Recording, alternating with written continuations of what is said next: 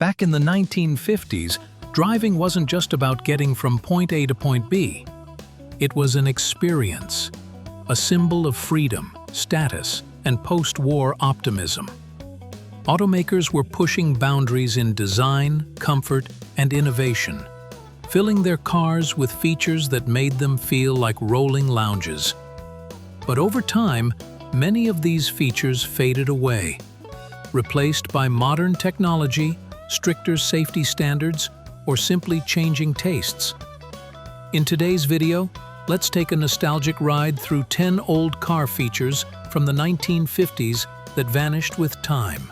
Instead of the bucket seats we're used to today, many 1950s cars came with a full-width bench seat in the front, almost like a couch on wheels. These wide, flat seats could comfortably fit 3 adults side by side, which made for cozy dates and plenty of room for families. As car interiors became more focused on safety, ergonomics, and center consoles, the front bench seat slowly disappeared, now mostly seen in vintage restorations and classic pickup. Known as the three-on-the-tree, many cars in the 50s had the gear shifter mounted on the steering column. This freed up floor space and paired perfectly with the front bench seat layout. While it was clever and functional, this setup eventually gave way to sportier designs and more intuitive gear placement, especially with the rise of automatic transmissions in the decades to come. Here's one most modern drivers have never experienced. In the 1950s, switching between low and high beams wasn't done with your hands. It was done with your left foot. A small button was installed on the floorboard, near the clutch, allowing drivers to click their high beams on and off with a quick tap of the toe. This feature quietly disappeared as steering column stalks took over more controls, and most drivers didn't even notice it was gone. In the 1950s, smoking in the car wasn't just normal, it was expected. Most cars had ashtrays not only in the front, but also in the rear seats. Some even came with illuminated ashtrays or ornate chrome cigarette lighters that popped out when heated. As society moved away from smoking and health regulations tightened, these once common features quietly disappeared, replaced today by USB ports and storage trays. Long before satellite radio and Bluetooth, the car radio was king, and the key to good reception, a long metal antenna. These antennas had to be pulled up by hand and pushed back down when parked to avoid breakage. Some high-end models eventually introduced power antennas that rose and fell automatically with the radio. Today, most antennas are built into the body or hidden away entirely. That ritual of reaching out to raise the antenna, just another lost habit of a bygone era. Without power steering, maneuvering a big 50s sedan took muscle. That's why steering wheels were oversized and thin, usually made of hard plastic or bakelite. They gave drivers the leverage they needed to turn those heavy front ends.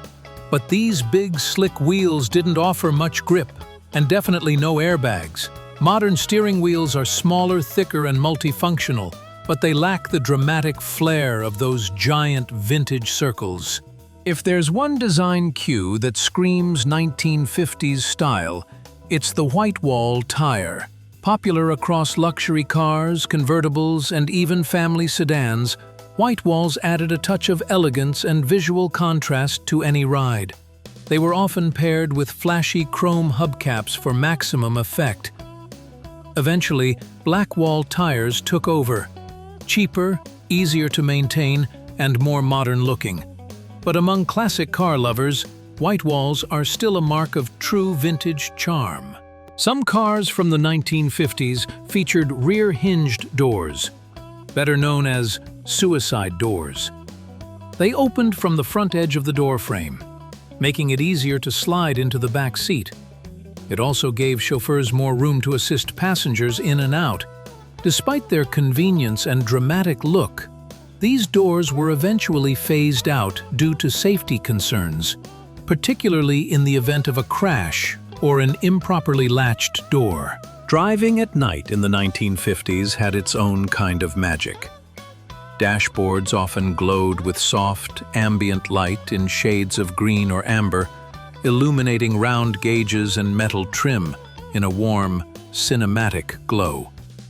It made the entire interior feel more like a lounge than a cockpit.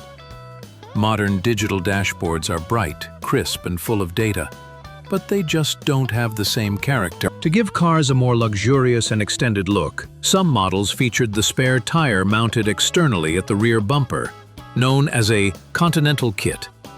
It gave the illusion of added length and became a design statement, especially on convertibles and upscale sedans. But as car design shifted toward compact efficiency and better aerodynamics, the Continental kit rolled into history. The cars of the 1950s weren't just built, they were crafted. Every feature, no matter how small, told a story of innovation, identity, and imagination. Which of these old features would you love to see make a comeback? Share your favorite in the comments, and let's keep the memory of these classics alive.